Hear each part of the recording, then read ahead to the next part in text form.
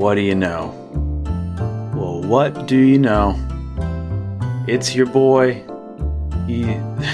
Film Twitter almost killed him, but he's here. He survived. Not literally, figuratively, obviously, but nevertheless, my God, my goodness gracious. We are back, man. I am back. Oscar guy here. How's it going, y'all? How's your year been? I know it's been a crazy year. And it still is a crazy year. The Rapture was apparently yesterday. Whatever, man. Didn't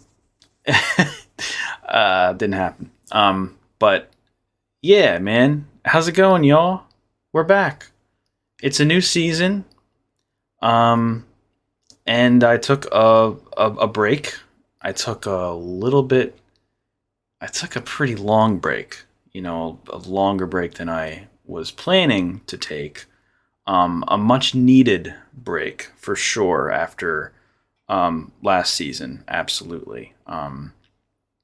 What a doozy that was. And yeah, I haven't done anything on this channel since the Oscars last year. I did my Oscars recap video, and that was it. I was like, I'm out, man. And I was planning on coming back maybe around August, but August was a crazy month for me personally, with my job and just I just had a lot going on that month. So I had to push it back just a little bit. I did do a first round of predictions, which I kind of half-assed published on my Instagram story. By the way, if you haven't followed me on Instagram, what the hell are you doing, man? Oscar Guy here on Instagram, Oscar Guy here on Letterboxd, and my YouTube channel, of course, Oscar Guy here.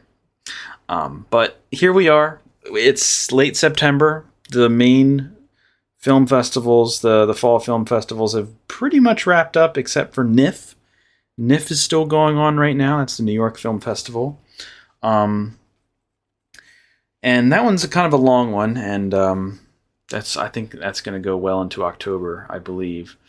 And then after that is we're gearing up for Golden Globes, really, and some of the critics groups and some of the early precursors like Gotham's and stuff like that, and all that. So that is on the horizon. But man, it's I've been really putting off coming back for quite some time. And I apologize for taking that long hiatus, that long break. But I do want to make light of my hiatus a little bit and maybe make some announcements regarding the channel and regarding the brand. I will say that I am planning on scaling back a little bit in regards to my output for this channel. I'm not going to be making as many videos. I'm actually going to be driving this podcast a little bit more. I want to make more podcast episodes. I want to try to do one every week, if not maybe every other week. Maybe I should stick with every week. I don't know. I kind of want to prioritize the podcast from here on out because it's easy to produce. I can basically record one, put an intro and outro, upload it, and have it live the same night as I record one, which is great. So I kind of want to prioritize the podcast from here on out. And making videos is kind of a love-hate for me. When I make a really good one, I feel very satisfied. And some types of videos I like more than others. But even the ones that I like, I mean, getting into the editing hole is not something I enjoy after this past year. So I've kind of decided to scale back my YouTube content a little bit. I'm not going to be doing any predictions videos anymore, because first of all, there's so much work.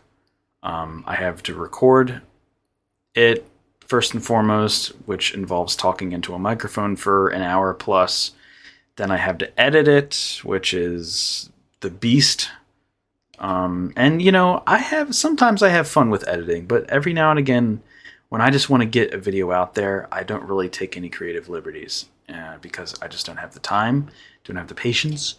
Yeah, it's hard. It's really hard.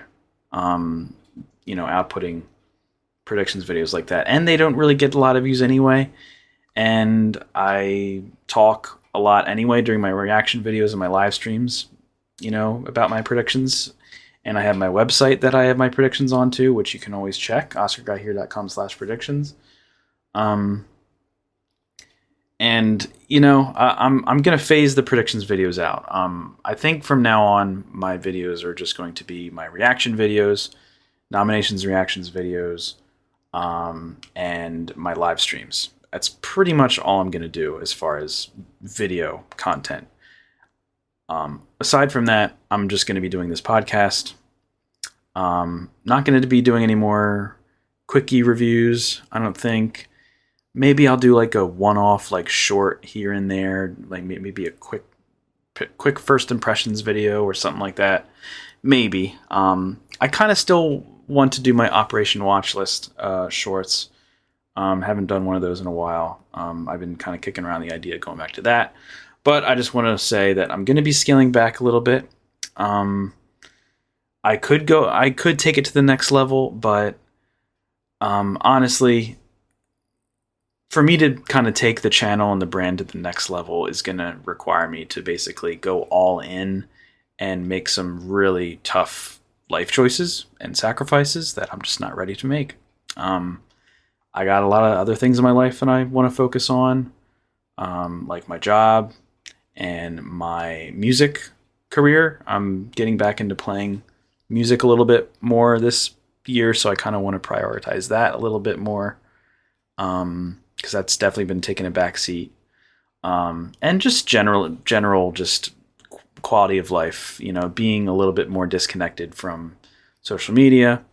I will say that this past season was incredibly... it took a lot out of me, honestly. It was a very toxic and chaotic award season. Probably one of the most toxic seasons I've ever followed in a very, very long time. With the Amelia Perez of it all, and all of the discourses and the controversies, and just the overall just overwhelmingly negative energy in the community. And by community, I mean film Twitter.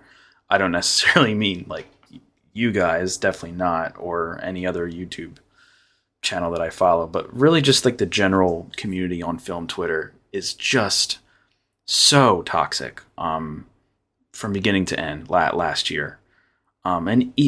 Look, even after Honora won Best Picture and the Amelia Perez beast was slain miraculously, like, people were still going to Twitter and being like, "Oh, this is our Best Picture winner, really, Honora?" Like, bro, can nobody on the internet can be grateful for what we have, and that is just insane, man. It's insane. I couldn't. Man, it really got to me. And I this past year, I was kind of putting on a happy face and this kind of facade, and I was like, "Oh, it's all good. It's chaotic. It's what makes it fun." But like, which is partially true still, but it was too much for me. So I'm gonna scale back on film Twitter a little bit. I'm still gonna I'm just gonna try not to get wrapped up into it, because it's a blessing and a curse. I wouldn't call it a blessing, but it's two sides of the same sword, if you will. A lot of the word of mouth and a lot of the news regarding rumblings in the award season race and film in general comes from Twitter. Like, I would say a big majority of it. There are other sources out there that I kind of want to, look into, other than just hearing what people have to say on Twitter, which, God forbid. So I kind of want to, reframe my mind in regards to that too.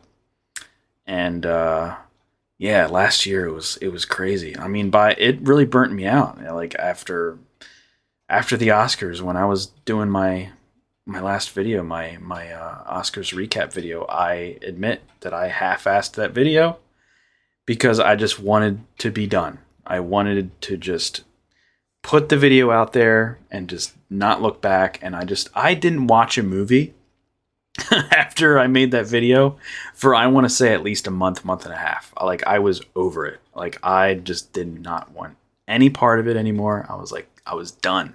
I even thought about quitting. Seriously. But as the season kind of started gaining traction in August and after the Cannes Film Festival in Venice, and there's some really great movies that coming out this year, which I'm very excited for. So, I think the flame has been relit, not like super gung-ho, but I think something's there again for me. And I was like, you know what? I think I'm not going to quit. I'm just going to scale it back a little bit and kind of put out stuff on my own pace and kind of do things on my own terms and not, worry about other people's expectations of what I should be delivering. Because, man, a lot of the content creators I follow, man, they're a year-round operation. They are doing, they were doing early Oscar predictions back in March, April, always going to see movies, always reviewing them, always talking about it. And, for me, I kind of need a break. It was good to have that kind of 4 or 5 month break in between seasons. So, but we're here, we're back, and I appreciate you all sticking around with me and still subscribing and still following me and my nonsense. So I really appreciate it. And I'm gonna stick it out. And this season is looking pretty good. It's looking pretty good. It's looking better than last year. And I do say that last year, there's a lot of people that say, oh, last 2024 was a bad year for movies. I don't agree. It was a weaker year. I'll admit that. It was definitely weaker than 2023 and even 2022. But it was good. We had Anora, we had The Brutalist, we had The Substance. We had others. Evil Does Not Exist. What came out last year? What were last year's Oscars?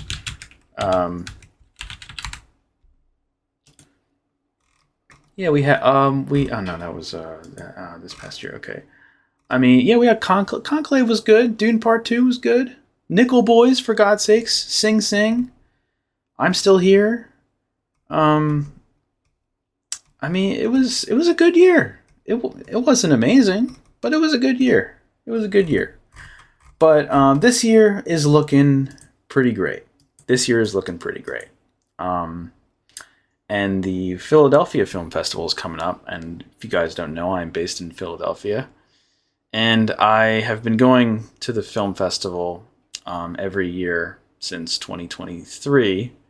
I don't get a press pass or anything. I'm not at that level yet, so I'm basically just buying tickets of movies that I want to see. For now. So that's coming up. They haven't released the slate for that yet. The schedule for that, I think, is going to be coming out pretty soon, within the next week or two. But I'm going to be attending that. It's looking pretty good. And we will eventually get to this, but One Battle After Another is basically out. It comes out tomorrow, officially. That is currently the Best Picture frontrunner. And One Battle After Another, if you guys don't know, is the new Paul Thomas Anderson film. One of my favorite filmmakers. Starring Leonardo DiCaprio, Benicio del Toro, Sean Penn, Regina Hall, Tiana Taylor, Chase Infinity. It's looking. There's been early word about that movie regarding test screenings that didn't sound too great. But it was just completely false. I kind of had this idea that it was just going to be a PTA film that's kind of mid-level, kind of like lesser PTA. But it's just not that at all. It is actually some people are calling it his best movie, his most timely movie, his magnum opus, his most accessible movie, his most bombastic. It is an event film. It is, like I said, very timely to the current political climate. It's perfect for our age right now, it seems, and I cannot wait to see it. I am going to be seeing it tomorrow night. I think in IMAX. I don't know if it's in. It's at a theater near me, which typically has an IMAX, IMAX showings. And I think it's in the same I'm pretty sure I'm seeing it in IMAX. If not, I'm going to see it regardless. But I am going to see that tomorrow, and I'm so stoked. I'm so absolutely stoked. Yeah, we got one battle after another. We have Hamnet, the new film from Chloe Zhao that won the TIFF People's Choice Award recently, which is pretty much a surefire thing that you will get a Best Picture nomination. And in fact, it's probably one of the front runners. So looking forward to seeing that. Probably gonna, if that's gonna be showing at Philly Film Festival, I'm gonna try to go see that. Sinners is up there. I did see Sinners. I really liked it. That was a great movie. That is in the Best Picture conversation. It's gonna hopefully it's gonna be nominated elsewhere as well. Marty Supreme, the new Josh Safdie film. No one has really seen that. That's going to be coming out on Christmas. Excited for that. And then the other Safdie brother, Benny Safdie, is coming out with The Smashing Machine, starring Dwayne Johnson. I've heard pretty good things about it. Not great, but pretty good things about it. I don't know if Rental Family is going to be a thing anymore. That was an early Oscar buzz movie that kind of, it seems like it's kind of coming and going, but we'll see. Rental Family is a kind of a lighthearted comedy starring our boy Brendan Fraser, who gives a great performance from what I hear in the film. But it might come and go. It's Searchlight's movie this year. So maybe they'll give it a campaign, but I'm not sure where that's going to go. So that's kind of on the cusp. Wicked for Good is coming out this year, the sequel to last year's Wicked, obviously. We haven't really seen much of that yet. Springsteen, Deliver Me From Nowhere, the Springsteen biopic starring Jeremy Allen White and Jeremy Strong and Stephen Graham, recent Emmy winner. I've heard pretty good things about that too, and Jeremy Allen White definitely in contention for Best Actor. We have the new Avada, Fire and Ash. New Avada coming out. Not sure if that's going to crack into Best Picture or not, or if it's just going to get text or what. How it's going to fare in comparison to The Way of Water. But I'll be seeing it. I'll be going to see it. Jay Kelly, the new Noah Baumbach, has been getting good to kind of lukewarm reviews. That was kind of an early Oscar buzz pick, but now it's kind of on the muted side. Maybe Clooney can get in for actor and Adam Sandler in for best supporting actor. Beyond that, maybe a screenplay, but I kind of doubt Jay Kelly's chances at this point. We'll see. Begonia, the new Yorgos Lanthimos film starring Emma Stone and Jesse Plemons. Looks great, looks wacky. Not sure if it's going to be a huge Oscars player. That's going to be on the cusp, but that one looks great. Guillermo del Toro has a Frankenstein film coming out, which placed at TIFF. It got the runner-up for the TIFF People's Choice Award, which was very surprising to me because I've heard some people are not too terribly into it, and I've heard others that say it's great. It's a little bit slow. The first half is a little bit slow, but then the second half really ramps up. Jacob Elordi as Frankenstein's monster apparently gives an incredible, Nosferatu-esque performance. I'm eager to see what comes with Frankenstein. That's probably going to be more of a tech player than anything, but that TIFF placement has me believe that it's right on the cusp for Best Picture. House of Dynamite, Catherine Bigelow's new film I've heard good things about. Ballad of a Small Player, the new Edward Berger, I hear is fine. Same thing with After the Hunt, the new Luca Guadagnino film. Both of those films are like kind of getting lukewarm reception, kind of muted reception. So I don't know. I'm not sure about those two. Anemone, my boy DDL, Daniel Day-Lewis, is back, ladies and gentlemen, and apparently he's like, I didn't mean to retire again. I had no intention to do so. Sure, buddy. He's back. He's back. Regardless of that, he is back. He is going to be in this new film directed by his son, also starring Sean Bean. I've seen the trailer. It looks very good, and you know DDL is going to give it his all. So I have him in Best Actor for right now. The Testament of Anne Lee, the Mona Fastfold film, who co-wrote The Brutalist with Brady Corbet last year. She has a new musical film called The Testament of Anne Lee. I've heard pretty good things about it. I'm not sure if it's going to be an Oscar play or not, but I'm eager to go see that as well. Bradley Cooper, our boy, got a new film coming out called Is This Thing On? We don't know too much about it, but it stars Will Arnett and Laura Dern. Looks to be like a kind of a comedy drama. Looks pretty good. I've seen the trailer. We'll see what comes of that. But yeah, is that everything? Oh yeah, and God, I haven't even gotten to the international picks. There's a lot of great international movies coming out. For one, we got It Was Just an Accident, directed by Jafar Panahi. Won the Palme d'Or at the Cannes Film Festival. Cannes Film Festival nowadays. Very, very... I mean, if you win awards and are even in competition at the Cannes Film Festival, but especially if you win awards, major awards, you're going to have Oscar buzz these days. In this decade, in this time, yeah.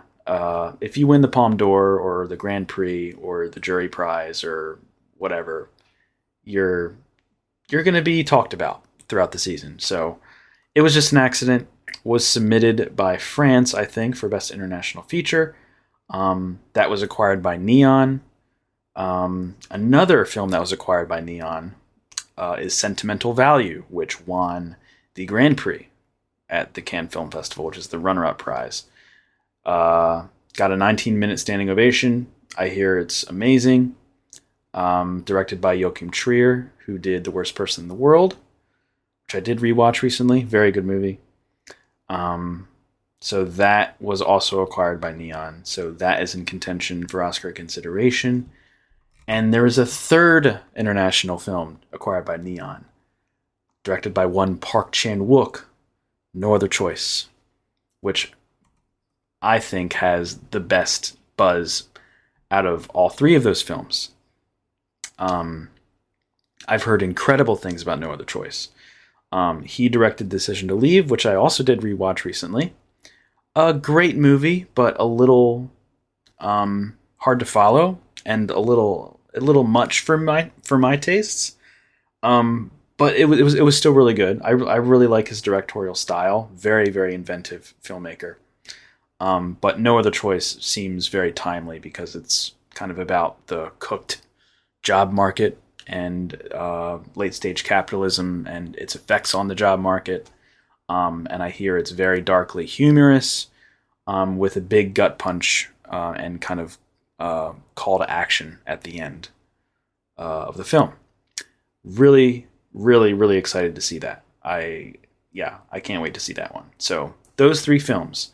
Will Neon submit all three of those, or campaign all three of those rather, for international feature?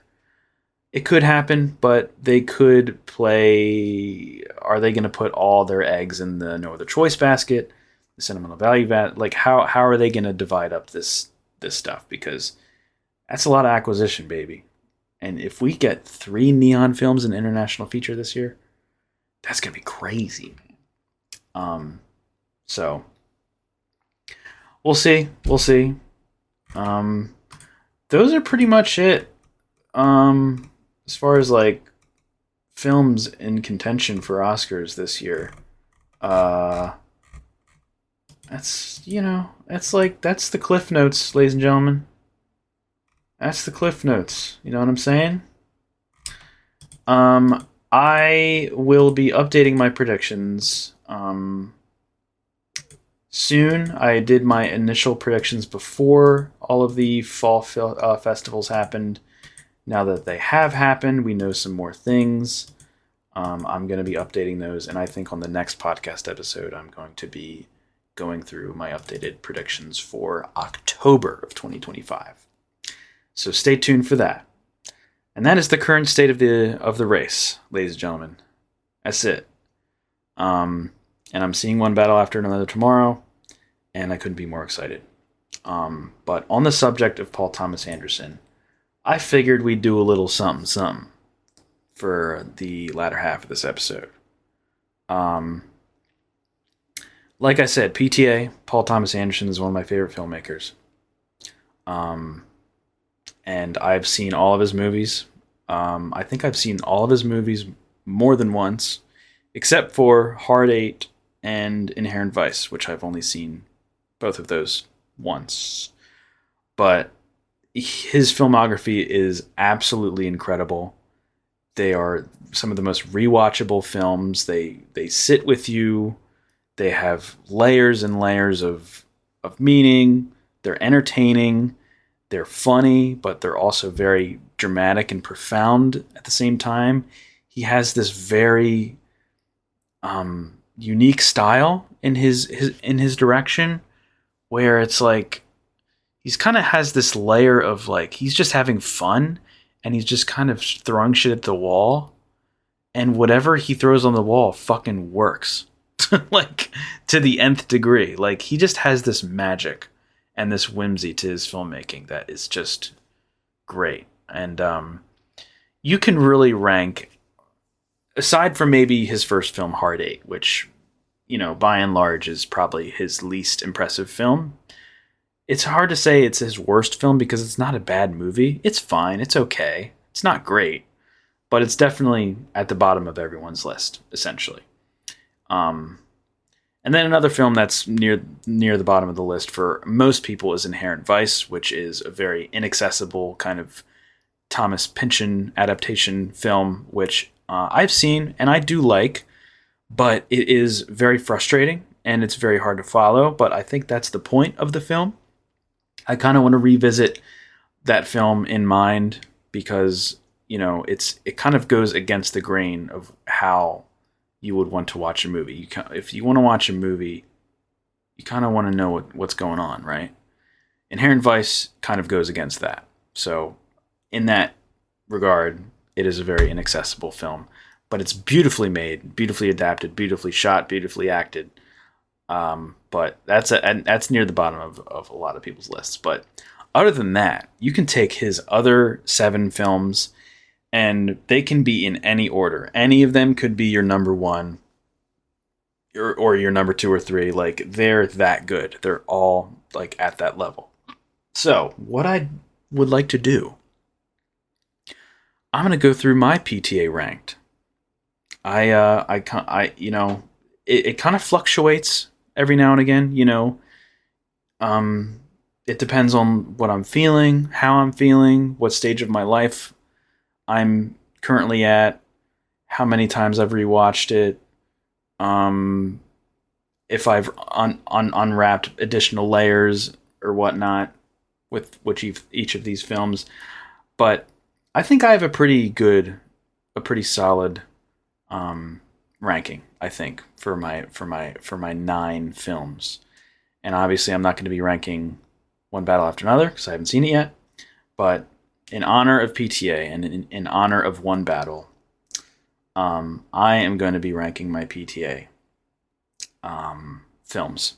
My personal favorite. This is not an objective list. This is a subjective list. This is my personal PTA ranking.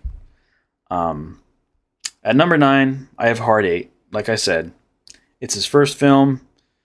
I'm not sure if the studio interfered a lot with the actual film and how it was edited down and cut.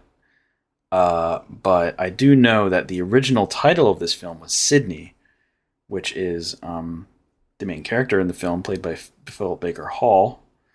But I think he kind of had to make a deal with whoever was distributing the movie.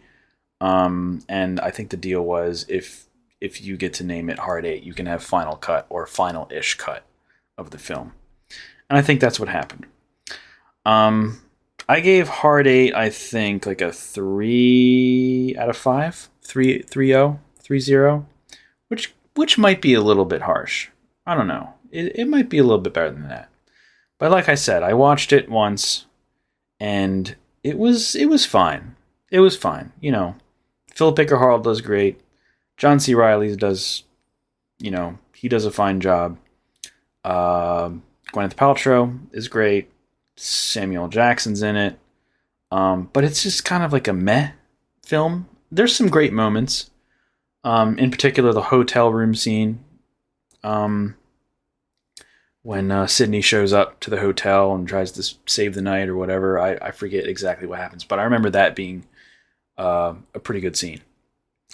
And then Sammy J has some standout moments as well, but it all kind of amounts to like not much.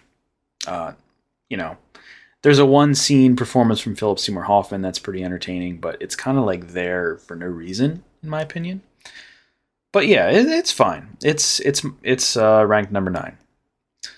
Number 8 is Inherent Vice, which we've already talked about. Like I said, I want to rewatch it.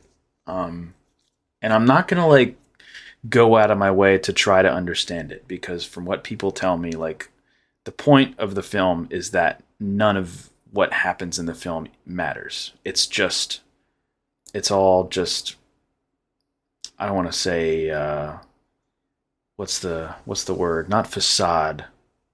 Banal. The banality. Not banal. What the hell's the word, brother? I don't know. But yeah, it's like, it's beautifully shot, and it's really well crafted, and it's a great, it's like the definitive, I think, Thomas Pynchon adaptation, very cerebral, very meandery and all over the place, ton of characters, a lot of side plots and in and outs, and like it's kind of impossible to keep track of. But like I said, that's the point of the film, I think, which I respect. I do respect it, but I don't completely get it. So I kind of want to circle back on that at some point and give it another shot. But it is currently my number 8 in the ranking. My number 7 in the ranking. Now this is where it gets tricky. Like I said, like from number 7 to number 1, this could be any order of. This could literally be any order you want, and this is usually very personal to the person, personal to the person making this list. And this one kind of it can be hurtful. It can hurt putting a great film as low as number 7, and that great film for me at number 7 is Boogie Nights. I'm sorry. I apologize to all of the people that have Boogie Nights in the top 3, if not number 2 or 1. I really, really like Boogie Nights. I think it's a great movie. But in his filmography, I think it's one of his weaker ones. Just because he didn't really find his signature style just yet. He was formulating it for sure by the time this film came out, but it felt like he was kind of doing like this Tarantino thing where he was borrowing a lot of things instead of like, making the film on his own terms and his own standards and his own style. He was still formulating that. And there's nothing really you can do about that because the guy was 26 when he made this film, which is incredible. It's insane what he achieves at that young age, directing a film like that. Incredibly ambitious, incredibly big in scope, just grand and just wild and insane editing choices and keeping track of all these characters. It's very Altman-esque.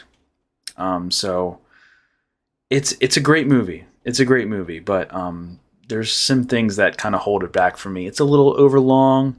It's a little messy. It's there's not, especially in the second half, there's like not a lot of cohesion, and there's this kind of level of like naivete even. Um, but it's still great. It's still great. Some amazing sequences.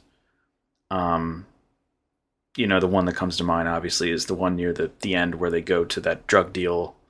That one scene performance from Alfred Molina as the drug dealer. That's probably the most anxiety-inducing scene in the film, and probably the best scene in the film for sure. Um, yeah. And then it gets really dark. It gets really, really dark, and then it kind of turns around, and there's this great Beach Boys needle drop, and then it's like, okay, well, will all these characters find their way after everything falls apart? Um, but yeah, it's good. I really like it. I've seen it twice, I think, maybe 3 times. I don't remember, but it's great. Mark Wahlberg, Burt Reynolds, William H Macy. I forget who plays Roller Girl. Julianne Moore. That was one of her breakout performances. John C. Reilly again is in this one. Great needle drops, great licensed soundtrack, great tracking shots. Again, the guy was 26 years old when he made this. Like, what do you want from me? It's number 7. I'm sorry, but I gave it, I think, like a 4 or a 4.1 out of 5, which is still a really great score for me, man. So that's Boogie Nights, number 7. Number 6, I have Licorice Pizza. I really like Licorice Pizza. I really like it. That is his latest film.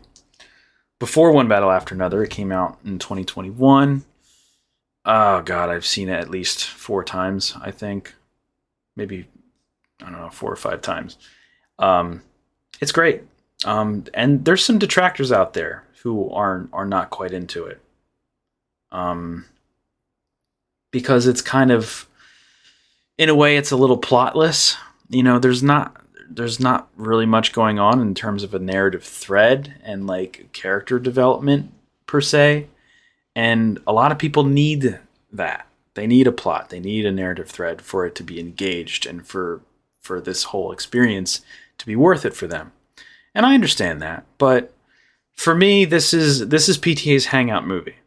And a hangout movie is kind of like, what I just described, just like a plotless kind of aimless kind of exploration of a certain thing. In this case, these 2 young characters who fall in and out of love with each other, back and forth for over the course of the film, and then it's over, and then that's it, and that is the whole point of it. It's just following these characters through all of their escapades and all of their shenanigans, seeing who they interact with, seeing these supporting characters kind of, revolve around them, the situations they get themselves in. It's a situational film, and a very observational one at that. It's just, you observe the scene and the setting and the time and place.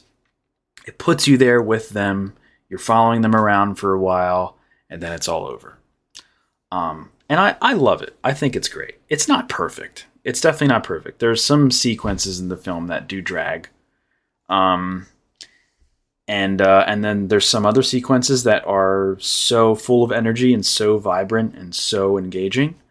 But yeah, the one that comes to mind is the sequence with Sean Penn and Tom Waits. That whole sequence, there's some good moments in that sequence, especially at the restaurant. But that whole sequence kind of overstays its welcome, in my opinion, and kind of slows things down.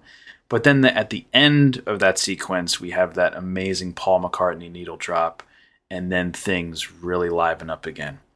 And then that leads into, I think, the best sequence in the film, which is the Bradley Cooper, John Peters sequence with the gas embargo. Yeah, it's a great movie. It's a great movie. It's not perfect, but it's a great one. And that is my number 6. Shout out to Alana Haim. Shout out to Cooper Hoffman. Shout out to Harriet Sansom Harris, who gives an amazing one-scene performance in that film.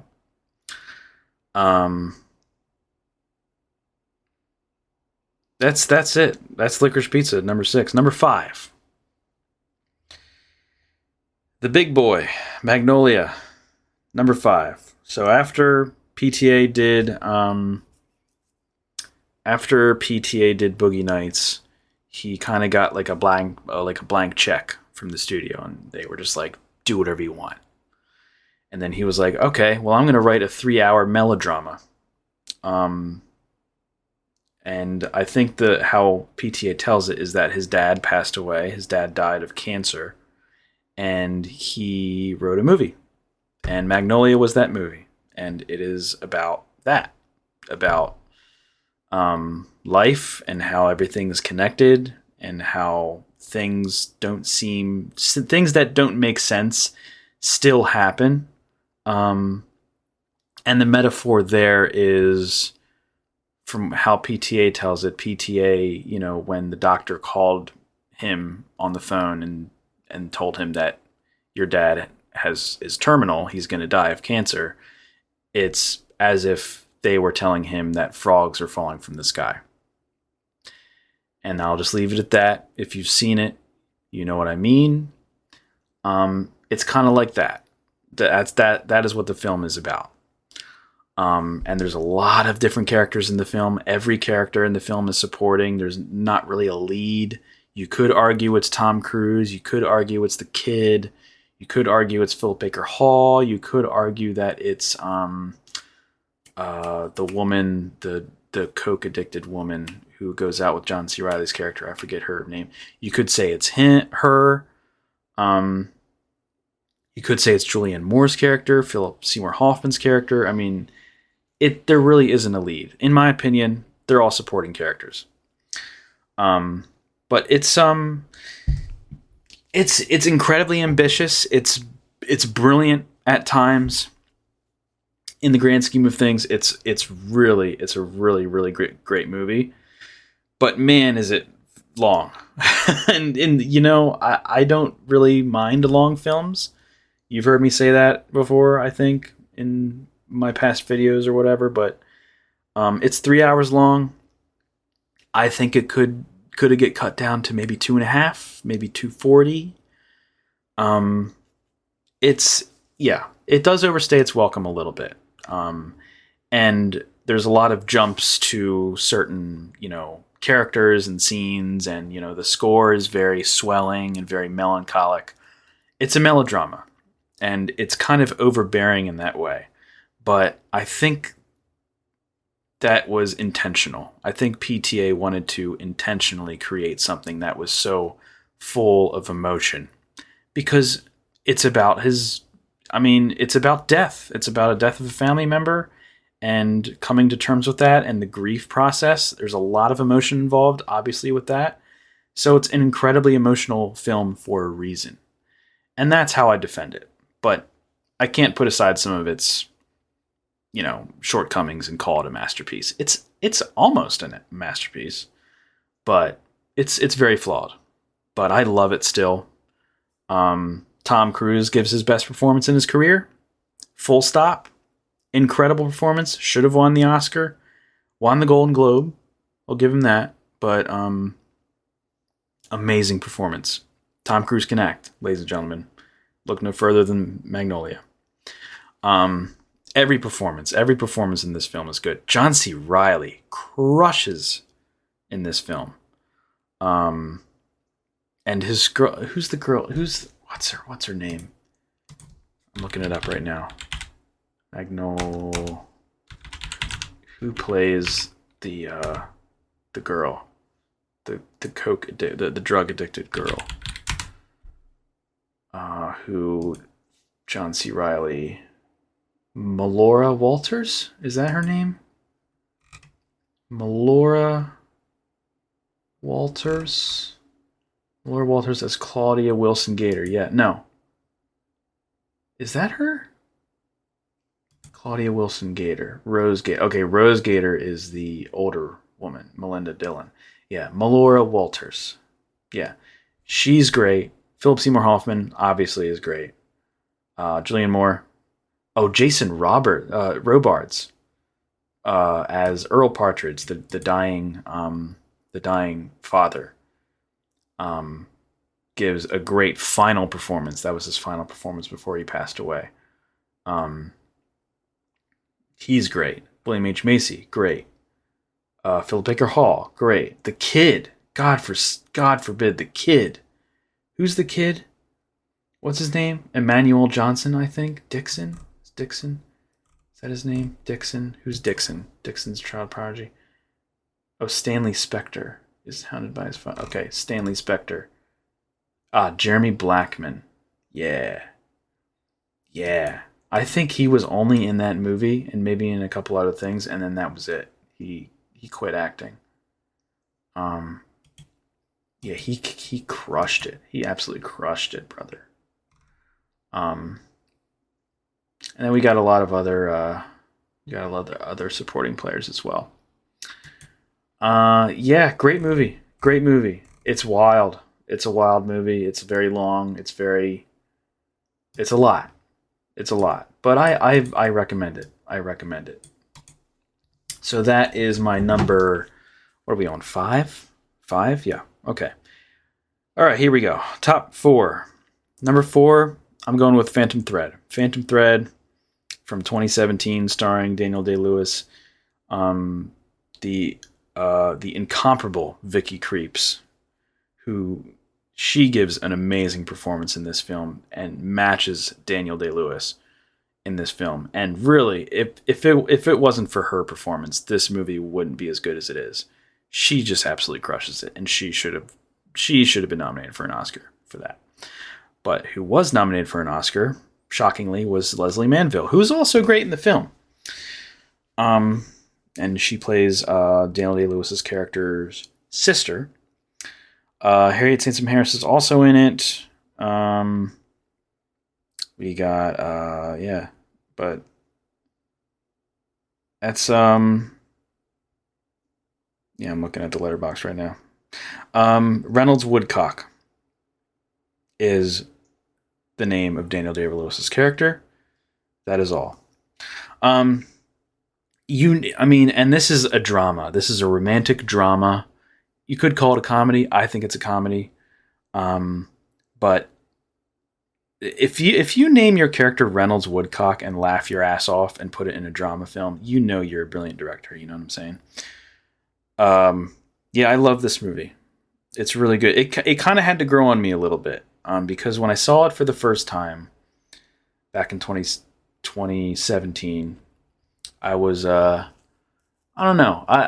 I really liked it, but the ending kind of threw me off, and I didn't really understand the Reynolds and Alma, their relationship dynamic, their toxic relationship, if you will. No pun intended. I didn't really understand it, and I was like, okay, that's how you're ending it? Interesting. That's where it goes? Okay. Don't know if I agree, but I'll sit with it. And I did. I sat with it for, I think, at least 3 years before I watched it again.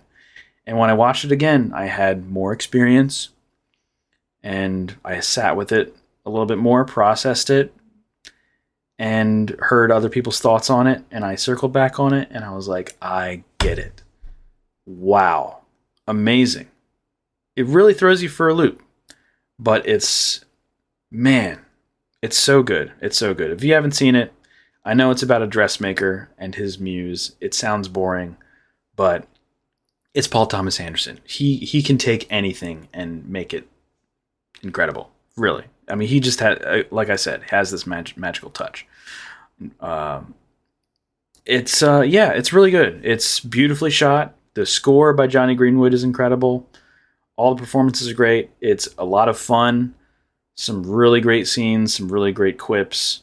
Just watching these two kind of form this very unique relationship and this bond and this kind of power struggle between this really, I mean, I'm going to say it, narcissistic dude.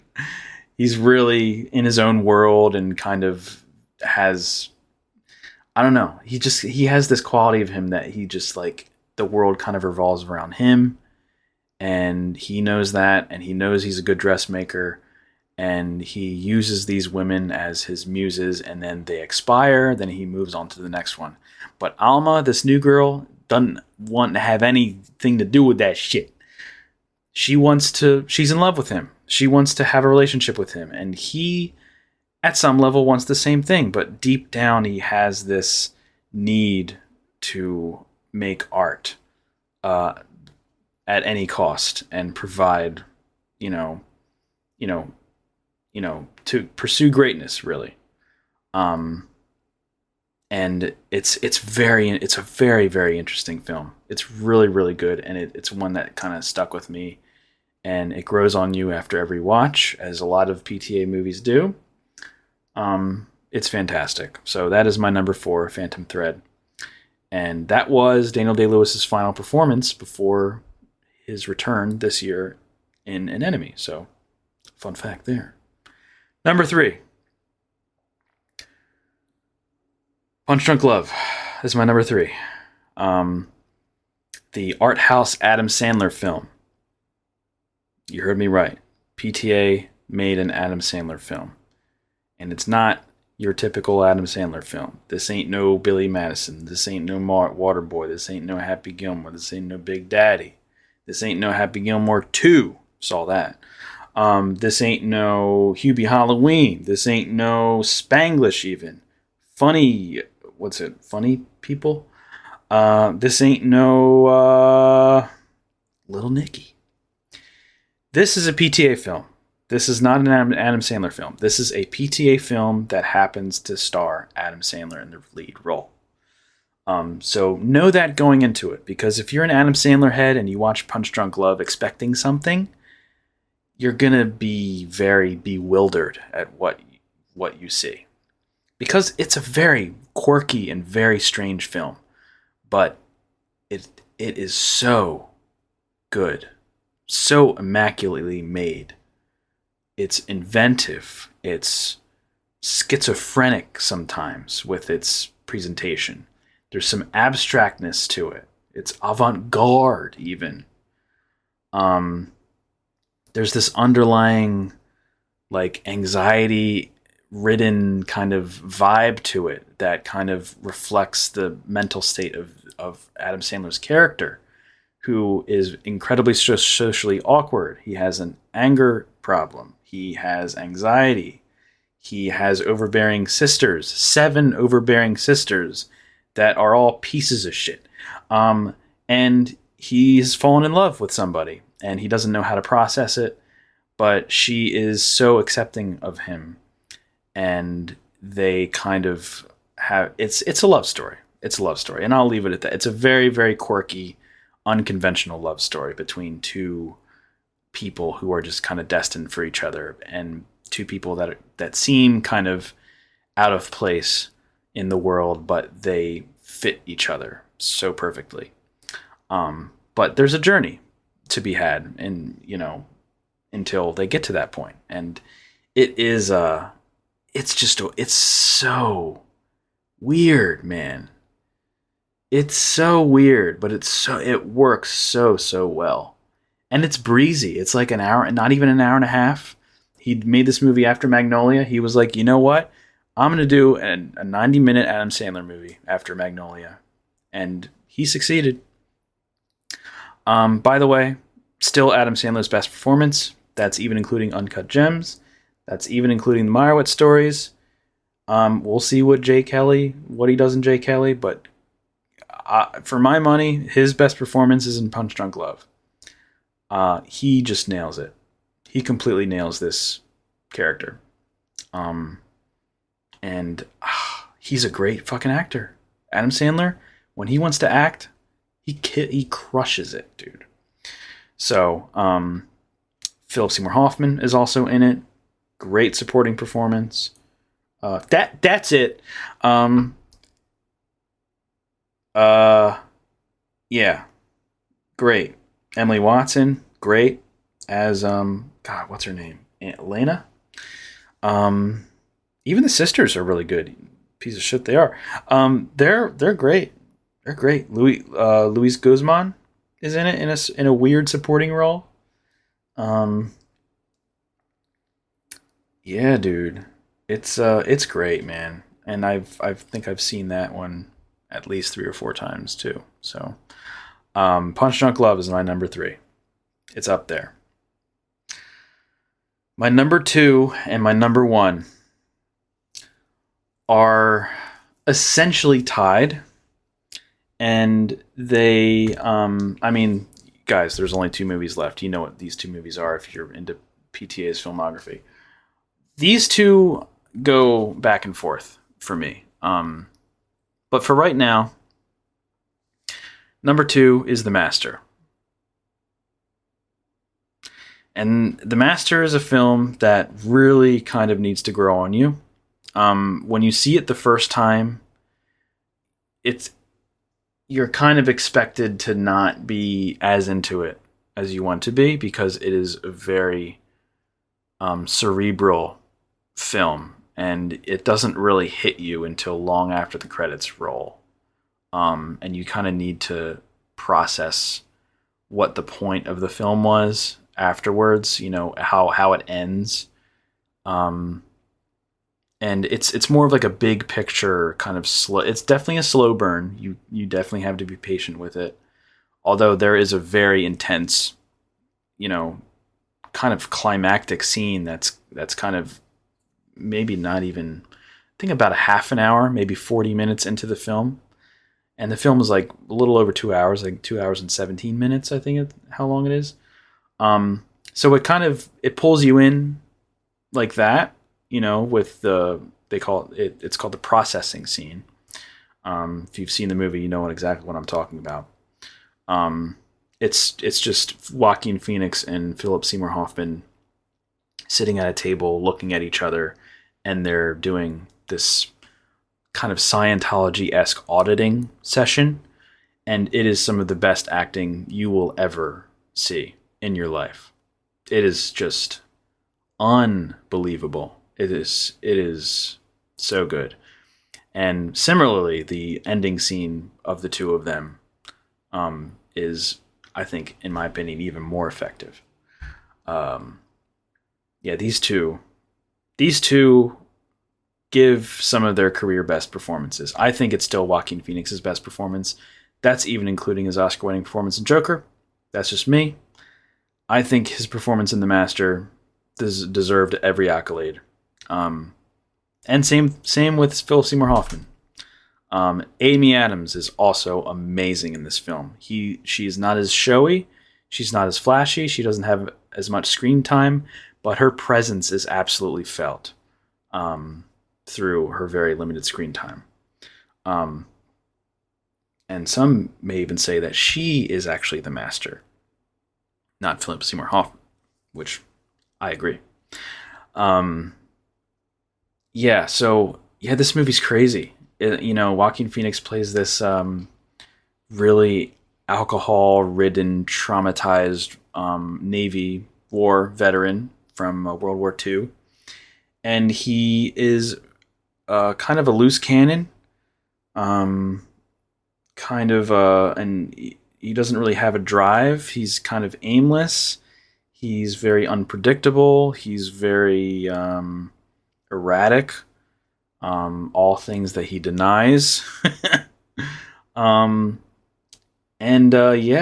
He can't really find his way in life post-war. And then he kind of stumbles upon Philip Seymour Hoffman, who is this L. Ron Hubbard-esque figure who started this religion, and he kind of becomes his I don't know if it's protege is the right word, but he follows them along. He travels with this religious group, and he in some ways becomes indoctrinated by them, but he has a clear connection to Philip Seymour Hoffman's character. they both recognize that, especially Philip Seymour Hoffman's character. Lancaster Dodd is his name. They're basically destined for each other. But they're they're so different from each other in a way that it's impossible for them to be together. Because of just physical limitations and just worldly limitations, and not limited to eternity, if you will. And the religion kind of plays with like past lives and eternity, and so that there's those themes that go along with it, and it's wild. The movie is wild. Like I said, you kind of need to stick with it. You kind of need to get on its wavelength a little bit.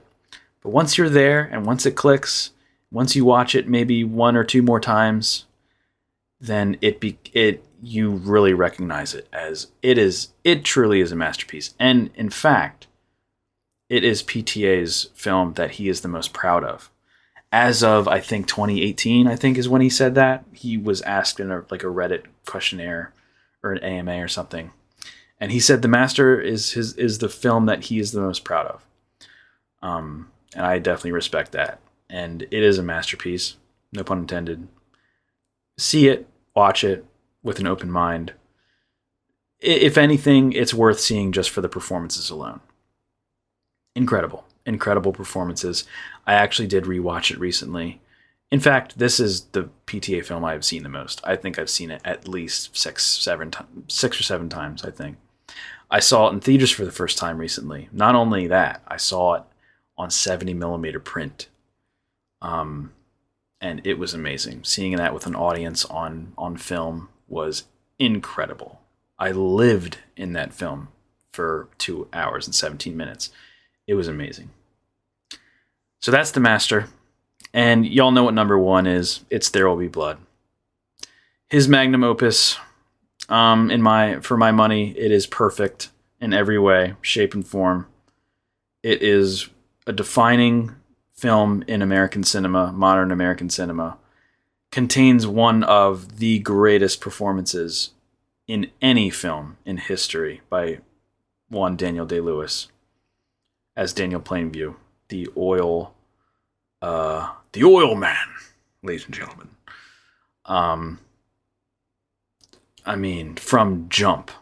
From the very first scene with that crazy Johnny Greenwood score swell fading into the California mines and the caves that he chips away at, relentlessly getting gold and finding oil, striking oil, and becoming this oil mogul who was just stops at nothing for wealth and greatness. And he's basically the personification of capitalism, essentially, and how greed and his drive for just ownership of possessions, ownership of people. Right in the beginning of the movie, he basically steals a surrogate son and calls him his own. Say no more. The guy is a freak.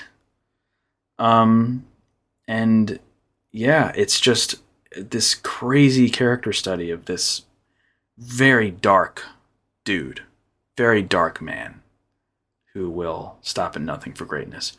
Then we have, Eli Sunday, played exquisitely by one Paul Dano, who is kind of this very flawed kind of religious figure. He's this preacher who, this kind of like evangelical preacher who kind of, like the shakes and the spasms type of preacher.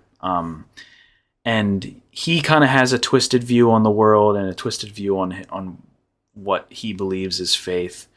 And Daniel Plainview kind of exploits that to no end throughout this film, and especially at the very end. And the ending of this film is just a stunner. Incredible. probably one of the best, if not the best ending in any PTA film.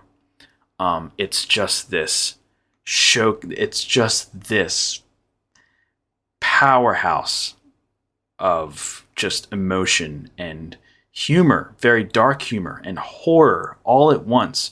All these emotions, all these themes culminating together in this cacophony of just insane. I don't know, man. It's like PTA. Well, how does he do it, man? It's so good. It's so good. It's crazy, man. I don't really want to talk about it too much because if you haven't seen it, man, you gotta just do it. It's incredible. The oil rig sequence in the middle of the film, forget about it, dude. And the Johnny Greenwood score, the Penderecki ass shit, forget about it, dude. Absolutely forget it.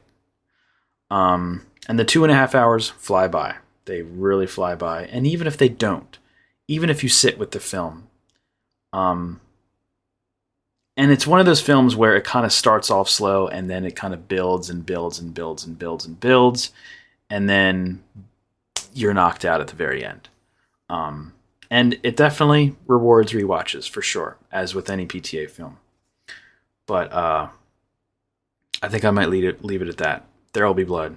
Stone cold stunner, stone cold masterpiece. I mean, has anybody called it overrated? Like, of course There Will Be Blood is a masterpiece. And water is wet, man. So yeah, that is my PTA ranked. I repeat, that is my PTA ranked. Number 9, Hard 8, 3 out of 5. Inherent Vice at number 8. I forget what I gave that. I think I gave it a 3. I gave it a 3.5. Okay, 3.5. Boogie Nights at number 7, 4.1. At number 6, Licorice Pizza, 4.3 or 4.4. I'll give it a 4.3. 4.3. Magnolia at number 5, 4.5. Phantom Thread at number 4, 4.5. At number 3, Punch Drunk Love, 4.7. At number 2, The Master, 4.9. Number 1, There Will Be Blood, 5 out of 5. Baby. That's my PTA ranked. And film number 10, One Battle After Another. I'm seeing it tomorrow. And I will definitely be putting it on my PTA ranked list for now. But again, this is a PTA ranked list. Anything can happen. Anything can change regarding rewatches. How long you sit with the film for. So we're just going to see. But I will say that One Battle has been cracking most people's top 3 PTA. So there's that.